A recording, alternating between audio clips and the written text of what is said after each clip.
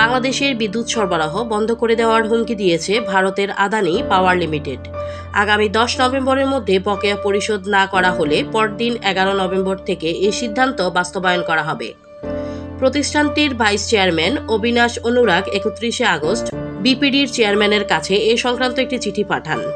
চিঠিতে জানানো হয়, বিপিডিবি এখনও 496 মিলিয়ন মার্কিন ডলার বকেয়া পরিশোধ করেনি, যার মধ্যে 262 মিলিয়ন মার্কিন ডলার বিপিডির নিজস্ব স্বীকৃতি অপরিশোধিত বিল। যদি 10 নভেম্বরের মধ্যে সব বকেয়া পরিশোধ করা না হয়, তাহলে আমরা 11 নভেম্বর থেকে বিদ্যুৎ সরবরাহ বন্ধ করতে বাধ্য হব।